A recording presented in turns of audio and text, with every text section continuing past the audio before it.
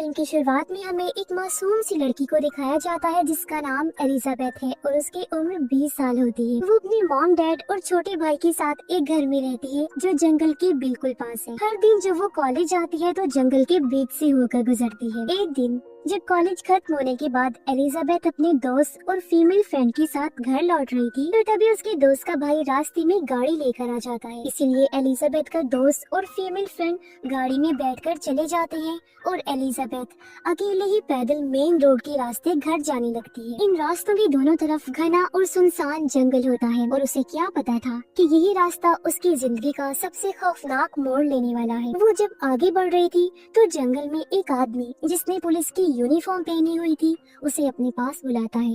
उस आदमी का नाम विंसन था। वो बहुत ही सख्त लहजे में कहता है, मैं पुलिस ऑफिसर हूँ। तुम्हारे घर के पास नशे वाली चीजों की खेती हो रही है, इसीलिए मुझे तुम्हें पूछताछ के लिए ले जाना होगा। ये कहकर वो एलिजाबेथ के दोनों हाथों में हथकड़ी लगा देता है और उसके गले में बेल्ट भी बांध देता है। आगे वो कहता है, मैंने तुम्हारे छोटे भाई को भी गिरफ्तार कर लिया है और तुम्हें भी उसके पास ले जा रहा हूँ। एलिजाबेथ घबरा जाती है, लेकिन विंसन ने खुद को पुलिस ऑफिसर बताया था, इसीलिए वो उसके खिलाफ कुछ नहीं करता और अब वो एलिजाबेथ को जंगल के रास्ते ले जाने लगता है। दोनों एक छोटी सी नदी पार करते हैं, फिर जंगल में और आगे बढ़ने लगते हैं। एलिजाबेथ उसके साथ नहीं जाना चाहती थी, लेकिन डर की वजह से उसे उसकी बात माननी पड़ती है। फिर वो उसे जंगल में एक जगह बिठा देता है और कहता है, तुम्हें एक सच बताऊं, मैं कोई पुलिस ऑफिसर नहीं हूँ, बल्कि मैंने तुम्हें अगवा कर लिया है क्योंकि मैं तुम्हारे साथ रहना चाहता हूँ। मुझे तुमसे लगाव हो गया है, तुम मुझे अच्छी लगती हो। एलिजाबेथ कुछ भी समझ नहीं पाती कि उसके साथ आखिर ये क्या हो रहा है। परेशानी की वजह से उसकी आंखों में बस आंसू थे। विंसन उससे पूछता है, क्या तुम्हारे पास मोबाइल है? तब वो कहती है, नहीं। तब वो एलिजाबेथ से कुछ अजीबोगरीब सवाल करने लगा, जैसे क्या उसने किसी के साथ गलत ताल्लुक बनाए हैं, कोई तुम्हारा दोस्त है? तब ये सुनकर एलिजाबेथ समझ जाती है कि ये आदमी पूरा पागल है और इसकी दिमागी हालत बिल्कुल ठीक नहीं है। और विंसन उसे जंगल के बीचों बीच लेकर आता है जहाँ उसने जमीन के नीचे केव यानी गार जैसा खुफिया बंकर बनाया हुआ था। वो एलिजाबेथ को जबरदस्ती बंकर में ले जाता है और खुद भी अंदर आने के बाद दरवाजा बंद कर देता है। ये बंकर ऐसा होता है जिसे ऊपर से कोई भी देख नहीं सकता क्योंकि विंसन ने उसे सूखे पत्तों से ढका हुआ था। बंकर का एक छोटा सा दरवाजा था और ये बंकर भी छोटे कमरे जैसा ही होता है। यहाँ पर एक बेड भी लगा हुआ था और ये जगह काफी अंधेरे वाली होती है। विंसन एलिजाबेथ को जंजीरों से बांध देता है। उसने कहा कि अगर तुमने यहाँ से भागने की कोशिश की तो तुम्हारे गले में जो बेल्ट है उसमें एक बाउंड है और वो फट जाएगा, और अगर तुमने शोर मचाया तो मैं तुम्हें मार डालूंगा, इसलिए बेहतर होगा कि तुम मेरी बात मानो। एलिजाबेथ पूरी तरह से फंस चुकी थी और वो फूट फूट कर रोने लगती। उधर एलिजाबेथ की मॉम को जब ये पता चला कि उनकी बेटी अभी तक घर नहीं लौटी तो वो अपना सारा काम छोड़कर घर आती है और उसे आस पास ढूंढने लगती है। वो एलिजाबेथ के दोस्तों को भी कॉल करती है, लेकिन किसी को कुछ भी पता नहीं होता, जिससे वो और ज्यादा परेशान हो जाती है। वो उसकी दोस्त की मदद से जंगल में जाकर उसे ढूंढने लगती है। उसका छोटा भाई भी जंगल में जोर जोर से अपनी बहन को आवाज देकर बुलाता है, लेकिन जाहिर है कोई फायदा नहीं होता। अब रात तक भी एलिजाबेथ की मॉम डैड जब अपनी बेटी को ढूंढ नहीं पाते तो वो पुलिस ऑफिसर को घर बुलाकर उसके गायब होने की रिपोर्ट लिखवाते हैं। ऑफिसर उनके आसपास के लोगों से पूछताछ करता है और एलिजाबेथ को ढूंढने की कोशिश करता है, लेकिन फिर भी कुछ पता नहीं चलता। पुलिस एलिजाबेथ के केस को सीरियस नहीं ले रही क्योंकि उन्हें लगता है कि वो अपने दोस्त के घर या अपने मेल फ्रेंड के साथ होगी और जल्दी वापिस आ जाए। लेकिन दूसरे दिन भी जब एलिजाबेथ घर वापिस नहीं आती तब पुलिस उसके कॉलेज आती और उसके उसी दोस्त और फीमेल फ्रेंड से बात करती है। वो बताते हैं कि उन्होंने एलिजाबेथ को मेन रोड पर ही छोड़ दिया था और खुद घर चले गए। इसके बाद पुलिस और एलिजाबेथ की फैमिली जंगल में उसकी तलाश करते हैं। वो लोग कई बार जंगल में उसकी खोज करते हैं, लेकिन एलिजाबेथ से जुड़ा कोई भी सुराग उनके हाथ नहीं लगता। वही एलिजाबेथ बंकर के अंदर 2 दिन से बंद होती है। वो काफी डरी और सहमी हुई थी, अपनी फैमिली को याद करके रो रही होती है और वहाँ से भागना चाहती है, लेकिन विंसन उसे कहता है कि यहाँ से भागकर तुम कहीं नहीं जा सकती हो क्योंकि मैंने बाहर चारों तरफ बॉम्ब्स लगाए हैं। अगर तुम्हारा पैर उन पर पड़ा तो तुम मारी जाओगी। वो आगे कहता है, अगर तुम इस जंगल से भाग भी गई तो मैं तुम्हारे घर जाकर तुम्हारे छोटे भाई को मार दूंगा। ये सुनकर एलिजाबेथ बहुत ज्यादा डर जाती है। विंसेंट कहता है, परेशान ना हो, सब कुछ ठीक हो जाएगा। फिर वो एलिजाबेथ को खाने के लिए नूडल्स देता है, लेकिन वो खाने से इनकार कर देती है, जिससे उसे गुस्सा आ गया। वो उसे धमकाने लगा, कहता है, अगर तुम मेरी बात नहीं मानोगी तो मुझे तुम्हें चोट पहुंचानी पड़ेगी, जो मैं बिल्कुल भी नहीं चाहता। विंसेंट, जिसकी दिमागी हालत ठीक नहीं है, वो एलिजाबेथ पर अपना कंट्रोल करके उसके साथ हमेशा इसी बंकर में रहना चाहता है। उसने इसकी तैयारी पहले से ही कर रखी, इसलिए बंकर में बहुत सारी जरूरत की चीजें जैसे टीवी, टॉयलेट, गैस वाला चूल्हा और खाने पीने का बहुत सारा सामान। एलिजाबेथ अब तक समझ चुकी थी कि अगर उसे सही सलामत यहाँ से बाहर निकलना है तो उसे विंसेंट की बात माननी पड़ेगी। तीसरे दिन जब एलिजाबेथ नूडल्स खा रही होती है तब उसे बाहर से कुछ आवाजें सुनाई दी। दरअसल उसके मॉम डैड अपने दोस्तों के साथ उसे ढूंढते हुए बंकर के पास आ गए थे। ये जानकर विंसेंट एलिजाबेथ का मुंह अपने हाथ से बंद कर देता है और उस पर बंदूक तानकर हल्का सा कहता है कि जरा सा भी शोर किया तो इसी टाइम खोपड़ी उड़ा दूंगा, समझी तुम। अब बंकर पर पत्ते ढके होने की वजह से किसी की भी नजर बंकर के दरवाजे पर नहीं जा। शाम को वो दोनों टीवी पर न्यूज देखते हैं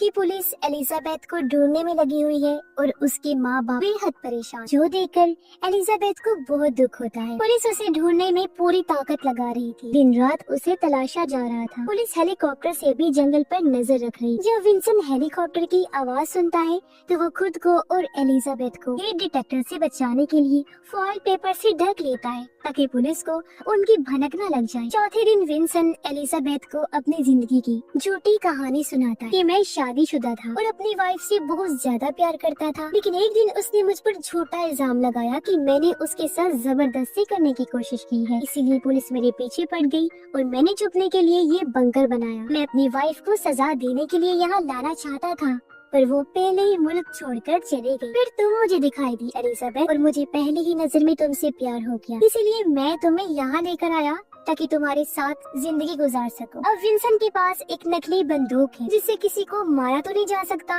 पर इससे लोग जख्मी हो सकते। विंसेंट हमेशा उसे डरा के रखता है ताकि वो उसे छोड़ के कहीं भी नहीं जाए, लेकिन एलिजाबेथ हार नहीं मानती। उसे पता है अगर उसे जिंदा रहना है तो उसे विंसेंट के दिमाग को समझना होगा, और अब वो विंसेंट से अच्छे तरीके से बात करने लगी, उसे समझने की कोशिश करती है। अब 5 दिन हो गए थे लेकिन एलिजाबेथ का कोई पता नहीं चलता। रात को जब विंसेंट उसकी साइड में सो रहा होता है तो एलिजाबेथ धीरे से बिना आवाज किए बिस्तर से उठने लगी। वो देखती है कि सामने टेबल पर विंसेंट की बंदूक रखी हुई। बंदूक लेने के लिए अपना हाथ आगे बढ़ाती है, लेकिन एलिजाबेथ के गले में एक जंजीर बंधी हुई थी, जिसकी वजह से लाख कोशिश के बावजूद वो बंदूक तक नहीं पहुंच पाती। तभी विंसेंट की आंख खुल जाती है। वो गुस्से में एलिजाबेथ से पूछता है, ये तुम क्या कर रही हो? वो जवाब देती है, मुझे बाथरूम जाना है। अब उसका भरोसा जीतने के लिए एलिजाबेथ विंसेंट पर अपना हाथ रखती है और कहती है, मुझे तुमसे प्यार होने लगा है, और अपनी जान बचाने के लिए उसे विंसेंट को अपने करीब आने देना पड़ता है। अब एलिजाबेथ को उस बंकर में रहते हुए 6 दिन हो चुके। वो विंसेंट को यकीन दिलाने की कोशिश करती है कि वो उसके साथ रहना चाहती है। धीरे धीरे विंसेंट भी उस पे भरोसा करने लगा कि अब वो हमेशा उसके साथ इसी बंकर में रहेगी। इसी भरोसे में विंसेंट उसके गले की जंजीर खोल देता है और उसे अपनी नकली बंदूक भी चलाना सिखाता है। रात में विंसेंट एलिजाबेथ को लेकर बंकर के बाहर आता है।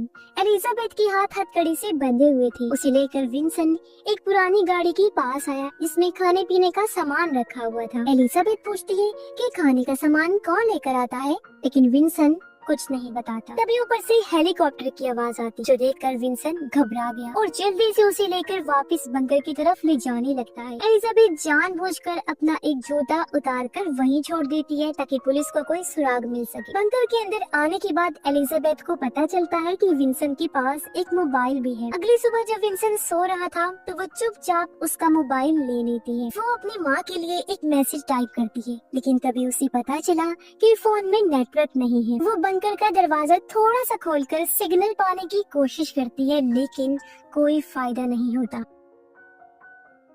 इसलिए वो मैसेज डिलीट करके फोन वापस रख देती। तभी उसकी नजर विंसेंट की बंदूक पर गई। वो बंदूक उठाकर विंसेंट के सर पर रखती है उसे पता होता है कि ये बंदूक गोली वाली नहीं है। सोचती है कि विंसेंट मरेगा नहीं लेकिन जख्मी जरूर होगा। उसे जख्मी करने के लिए वो ट्रिगर दबा देती है, लेकिन बंदूक चलने की बजाय जाम हो जाती है। एलिजाबेथ को बहुत गुस्सा आया और वो बंदूक वापस उसकी जगह पर रख देती है। वो अपने मॉम डैड को याद करके बहुत दुखी हो गई थी। सोचती है क्या मैं कभी यहाँ से बाहर निकल भी पाऊंगी या नहीं। अब एलिजाबेथ को यहाँ 7 दिन हो चुके, लेकिन पुलिस को उसके बारे में कुछ भी पता नहीं चला था। इसलिए एलिजाबेथ के दोस्तों और पुलिस ऑफिसर्स को लगने लगा था कि शायद अब वो जिंदा भी ना हो। 8वें दिन जब विंसेंट बंदूक को चेक करता है तो उसने देखा कि बंदूक जाम हो। वो उससे भी एलिजाबेथ से पूछता है, तुमने मेरी बंदूक ली थी क्या? इस पर एलिजाबेथ बिल्कुल शांत होकर कहती है, नहीं तो भला मुझे इसकी क्या जरूरत। फिर वो विंसेंट का हाथ पकड़कर अपने गाल पर रख देती है, जिससे विंसेंट को उस पर दोबारा भरोसा हो जाता है। अब पुलिस एलिजाबेथ को ढूंढना बंद करने वाली, क्योंकि अब तक उसका कोई अता पता नहीं चला था। लेकिन जिस मैसेज को एलिजाबेथ ने अपनी माँ को भेजा था और सिग्नल न होने की वजह से डिलीट कर दिया था, वो मैसेज किसी तरह उसकी माँ के फोन में पहुँच जाता है। उस मैसेज में लिखा था कि मुझे एक आदमी ने घर के पास के जंगल में बीचों बीच बने अंडरग्राउंड बंकर में कैद करके रखा हुआ है। वो आदमी बहुत ही पागल है। ये देखकर एलिजाबेथ के मॉम डैड काफी हैरान रह गए और उनके अंदर बेटे के मिलने की एक उम्मीद जाग उठती। वो फौरन पुलिस को बुलाकर ये मैसेज दिखाते हैं। पहले तो ऑफिसर्स इस मैसेज को सीरियस नहीं लेती, क्योंकि उन्हें लगता है कि ये कोई मजाक या प्रैंक हो सकता है। लेकिन एलिजाबेथ की माँ कहती है कि मेरी बेटी ने इस मैसेज में अपना नाम लीजा लिखा है। ये नाम सिर्फ फैमिली को पता है, किसी और को नहीं पता। जब वो ये कहती है तब ऑफिसर्स उस मैसेज को सीरियस ले लेते और जिस नंबर से एलिजाबेथ की माँ को मैसेज भेजा गया था उस नंबर को ट्रैक किया जाता है, यानी उसे ढूंढा गया। अगले दिन पुलिस एक औरत के घर पहुँचती है, क्योंकि इसी औरत के नाम पर ये फोन 3 हफ्ते पहले खरीदा गया था। उन्हें इस औरत से पता चलता है कि वो विंसेंट की दोस्त थी, पर उन दोनों ने फिर अपना रिश्ता तोड़ दिया था और काफी सालों से दोनों की कोई मुलाकात नहीं हुई है। वो औरत कहती है कि वो मुझे अक्सर मैसेज करता है और मैं जंगल में खाने का सामान एक गाड़ी में रख देती हूँ। ये बताकर औरत पुलिस को उस गाड़ी के पास ले गई और बताती है कि मुझे नहीं पता कि आगे विंसेंट खाना लेकर जाता कहाँ है। पुलिस को उस औरत के घर के नीचे पुराना बंकर मिलता है, जहाँ पहले विंसेंट पुलिस से छुपकर रहा करता था। असल में विंसेंट पर किडनैपिंग जैसे गैर कानूनी कामों के काफी ज्यादा केसेस थे। पुलिस बहुत पहले से उसे ढूंढ रही थी, लेकिन वो कभी भी पकड़ा नहीं गया। और अब पुलिस को यकीन हो गया था कि एलिजाबेथ के किडनैप होने के पीछे विंसेंट का ही हाथ है। शेरिफ इस मैसेज की बात मीडिया में फैला देता है, क्योंकि उसे पता होता है कि विंसेंट खतरनाक जरूर है लेकिन डरपोक भी है। अगर उसे खबर मिल गई कि पुलिस उसके पीछे है तो वो अपनी जान बचाने के लिए भाग जाएगा। इसमें रिस्क जरूर था, लेकिन विंसेंट पहले भी ऐसे कई सारे अपने शिकारियों को छोड़कर भागा हुआ है। जब विंसेंट टीवी पर देखता है कि पुलिस को पता चल गया है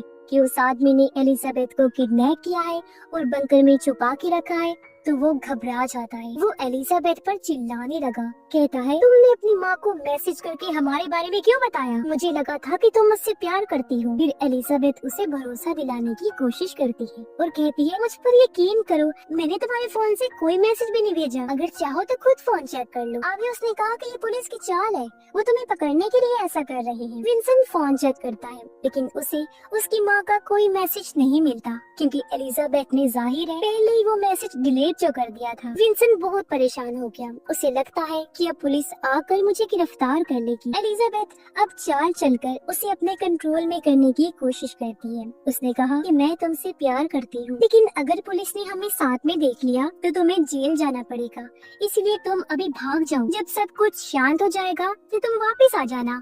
मैं तब तक यही बंकर में तुम्हारा इंतजार करूंगी, फिर हम दोनों किसी और शहर में जाकर एक साथ रहेंगे। विंसेंट उसकी बातों पर यकीन करके बंकर से निकलकर भाग जाता है। उसके जाने के बाद एलिजाबेथ बंकर का दरवाजा खोलकर बाहर आ गई। अब उसे डर होता है कि बंकर के पास बॉम्ब है, इसलिए वो आगे नहीं बढ़ी। तभी उसे पुलिस की आवाज सुनाई देती है जो उसे जंगल में ढूंढ रही थी। एलिजाबेथ उन्हें आवाज देती है, तब पुलिस उसकी आवाज सुनकर वहाँ पहुँच जाती है और यहाँ पर हमें पता चला कि विंसेंट ने उसे डराने के लिए नकली बॉम्ब रखा था। फिर पुलिस एलिजाबेथ को फौरन आकर संभालती है और उसे सही सलामत उसके घर ले आती है। एलिजाबेथ और उसकी फैमिली रो पड़ी और एक दूसरे से वो लोग गले मिलने लगते। आखिरकार एलिजाबेथ 10 दिनों के बाद उस जहन्नुम से निकल ही आई और अपनी फैमिली से मिलकर वो काफी खुश। कुछ दिनों बाद पुलिस विंसेंट को गिरफ्तार कर लेती है और अदालत उसे गैर कानूनी कामों और ऐसे जुर्मों के लिए उम्र कैद की सजा सुना देती है। वहीं एलिजाबेथ भी धीरे धीरे सदमे से उबर रही है और जिस तरह एलिजाबेथ ने